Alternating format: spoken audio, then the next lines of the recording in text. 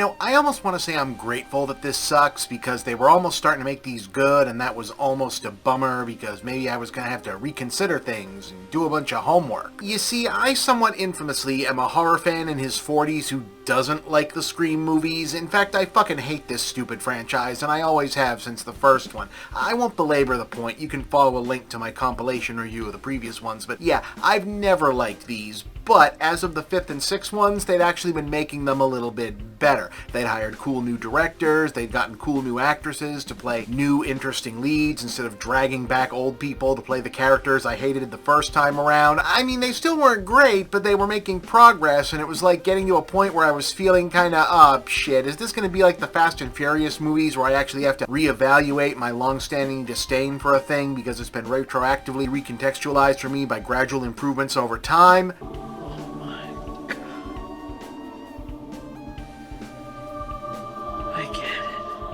But turns out, no, because the studio fired one of the new lead actresses for having, moral convictions about genocide, and then the other new actress and the writer-director also fucking quit, so they scrapped the whole new direction thing, and now instead they're pivoting back to just dredging up the same tired bullshit from before with another nostalgia retread featuring maybe the stupidest Scream plot yet, specifically designed to justify a mountain of cameo appearances from franchise nostalgia characters. So, yeah, okay, I guess this sucks again. And on the one hand, that does suck. Yeah, no wonder they didn't let any critics or press near this piece of shit until the premiere.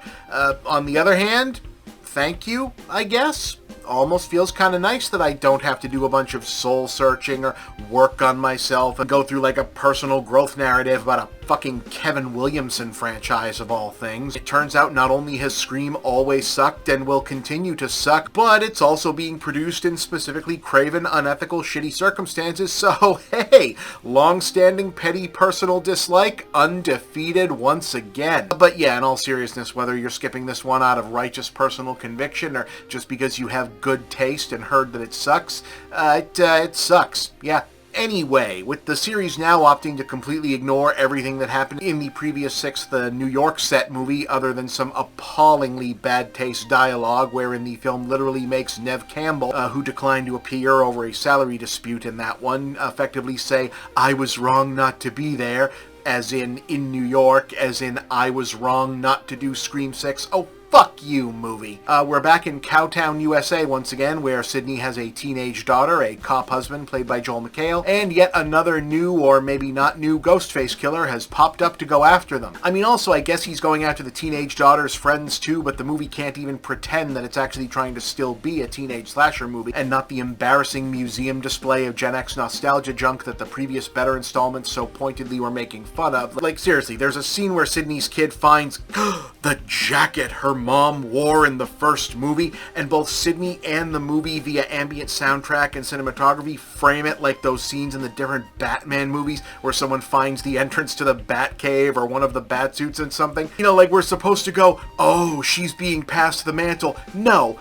Fuck you, there is no mantle. That is not Anakin's lightsaber, or Excalibur, or Batman's cowl, or Captain America's shield, or even Apollo Creed's flag shorts. It's just a fucking jacket. Fuck off. The gimmick this time is that Ghostface now makes video calls. Wow, we're marching boldly into 2010, huh? And when he does, the face on the call seems to be, oh, fuck you, I'm not gonna spoiler warning everything. Not only is this a bad movie, it's a part 7. Matthew Lillard as Stu Macher, one of the killers from the first movie, who's supposed to be dead. But is he?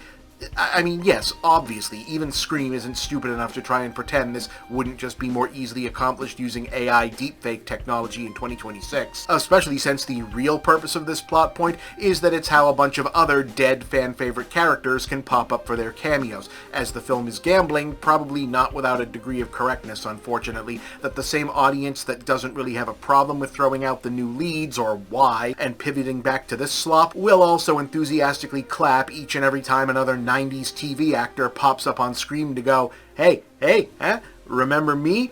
I still exist. Which by some transitive property means your kids and or younger co-workers are wrong about you being out of touch. So, cheer up there, buckaroo. Hey, you remember REM? You remember Fruitopia? Wasn't that stuff cool?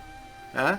And in case you might think, oh, well, maybe there's space for the AI and deepfake stuff to at least obliquely say something about the privacy or trust or loss of personal communication in the modern world, something interesting, since the horror genre has always been pretty socially conscious, even by accident sometimes, and even the original Scream was somewhat prescient about teenage alienation right on the cusp of the digital media age, and nope, not really, not even close. As noted, Scream 7 is so thoroughly committed to being a power fantasy for middle-aged suburbanites that not only does it happily treat its teenage cannon fodder as background props in the old people storyline, its big ultimate here's what's wrong with society theming for the latest incarnation of Ghostface ends up being all about the dangers of true crime genre fandom. That's what you call a pumpkin spicy take.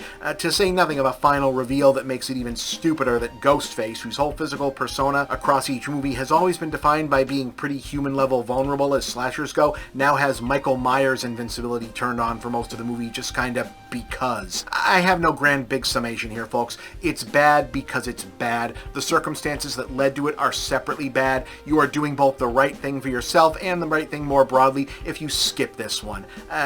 2 out of 10, I guess, because they do kind of keep the camera on tripod most of the time, and it's nice to see Matthew Lillard in anything, sure.